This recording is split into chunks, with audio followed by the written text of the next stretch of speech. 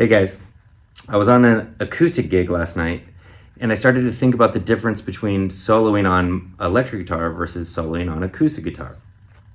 I know plenty of guys who just do the same thing, whether it's an acoustic guitar or an electric guitar. They bend, they play vibratos. In fact, I know some guys who play a lot. They use light strings and they just go ahead and bend on the acoustic guitar. It's not wrong, and coming through the PA, it kind of works. But I want to show you what I do to create some real drama and real dynamics, accessing the very unique sound and the very classic character of the acoustic guitar, really accessing what it does the best. So basically what I'm considering when I'm there is, well, this is a Spanish instrument. This is the Spanish tuning. Standard tuning is the Spanish guitar.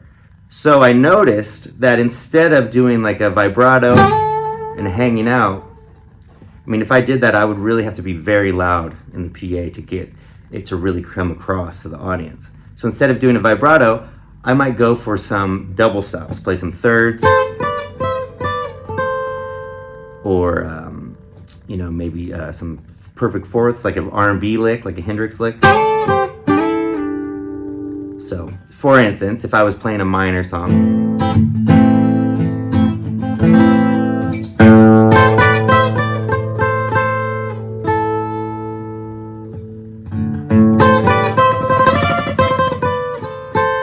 yeah, and doing the kind of tremolo situation, like a mandolin tremolo thing, will really bring out this thing that you could do this on the electric guitar, but when you're on the acoustic guitar, it really makes an impact on the audience and it really sets your solo off. And it sounds passionate, very Spanishy. So that would be like on a minor tune, you could harmonize, learn to harmonize an A minor scale. So, excuse me, I'm an A minor, so you would harmonize an A minor scale in thirds. So in fact, I'll just do that on the first two strings, so if you wanted to pick that up off this video.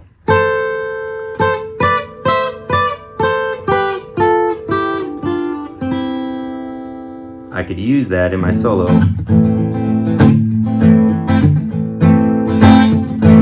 Maybe at the end.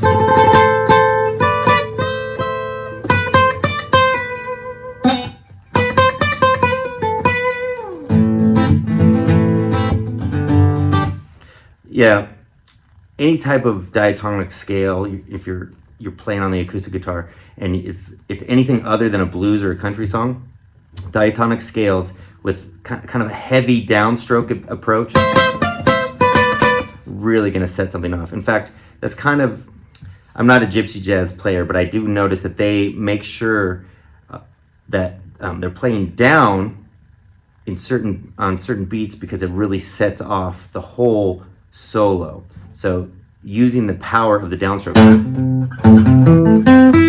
If you did that on the electric guitar, it would just kind of fret out. But because you can use that percussive quality of the acoustic, a lot of downstrokes, heavy downstrokes will make a huge difference for you. Cool. Another thing I do, let's say it's an R&B tune, soul tune, using these kind of Hendrixy double stops still work great.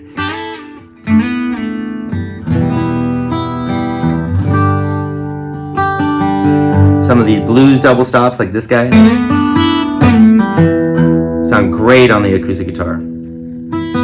Just as a contrast with, like, if you're a blues player or a rock player and you find yourself going like, your go-to move is, let's say that we're in C, and you want to go.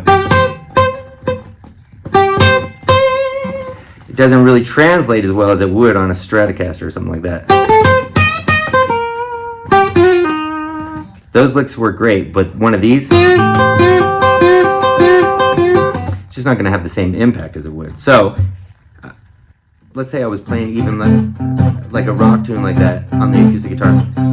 Chuck Berry bending might not be the move, but his double stops definitely would be the move.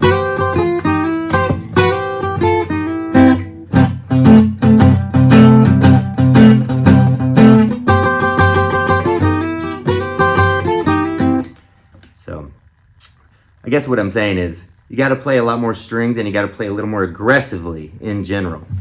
The last tip I'll give you is, if you really want some drama, I've said this in some other videos, doing one string up and down the neck with some pull-offs really can lend itself to something incredible. So let's say I was in E minor.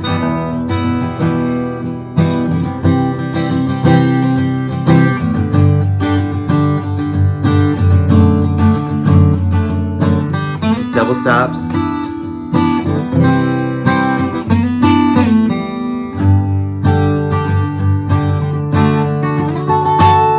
And then at the end, let's say you're just doing like a double stop thing, kind of pretty, and then at the end you go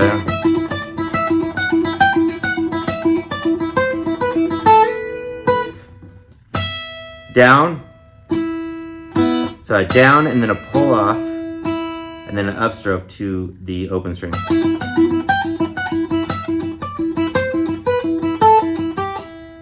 E minor. So there's something in E minor, and I want some drama at the end of E minor.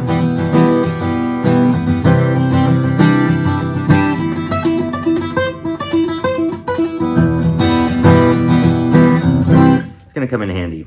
Save it for the end of the solo though. Be all crazy.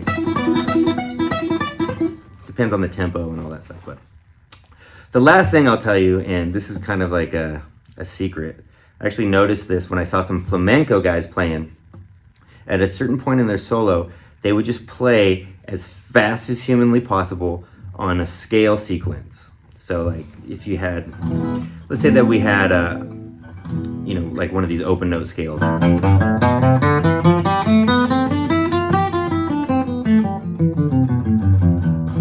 seen some flamenco guys, no matter what the key of the song is, at the end of their solo, they just, I don't even know what notes that was, and half of them didn't come out. But because it just seems so fast and aggressive, it really makes the solo sounding crazy at the end. So if you know one scale and you could just do it so fast that it's almost nonsensical, it's more about the passion of it. So definitely, I wouldn't advocate playing in the wrong key, like some of these flamenco cats I saw. Okay, let's say that you wanted to take this little journey on maybe like on a Mary Jane's Last Dance or some kind of standard tune that you hear a lot. Like, okay, well, I'm playing the acoustic guitar. At the end of my solo, I'm gonna just do something fast and crazy.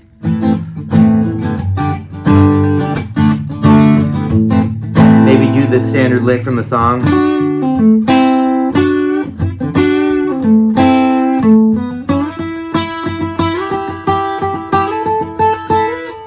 So the lick from the record would work great. But let's say at the end of the song, you just wanted to go totally nuts. You could play your stuff, your licks that you like.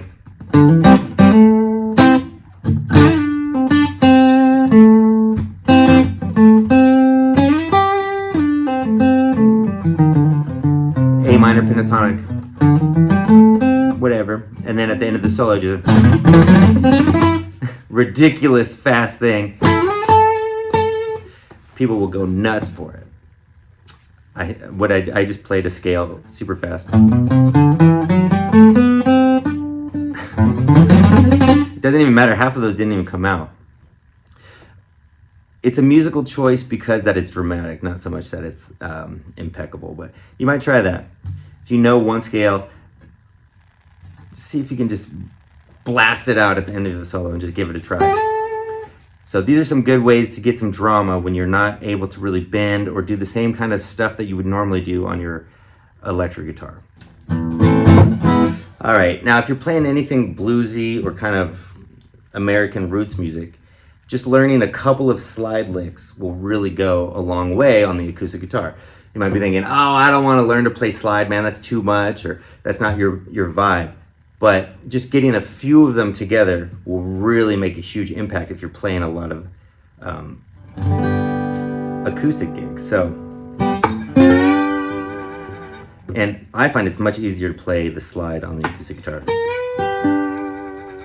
Maybe learn one scale and just noodle with that.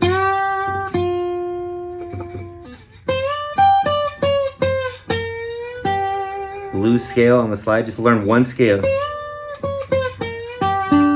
It's gonna make everything sound amazing.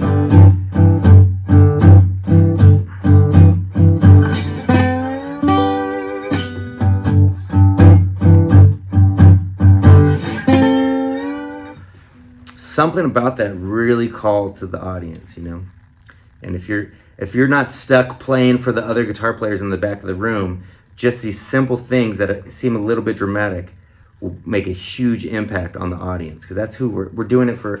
Us, clearly we want to sound good and play music that we like, but we also want to make an impact and reach the people that are listening. So give it a try. Here's a G blues scale with the slide, just if you wanted to pick it up off this video.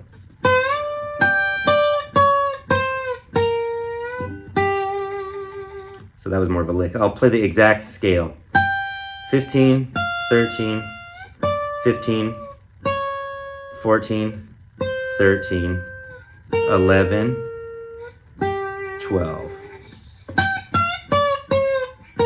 Oh, missed one.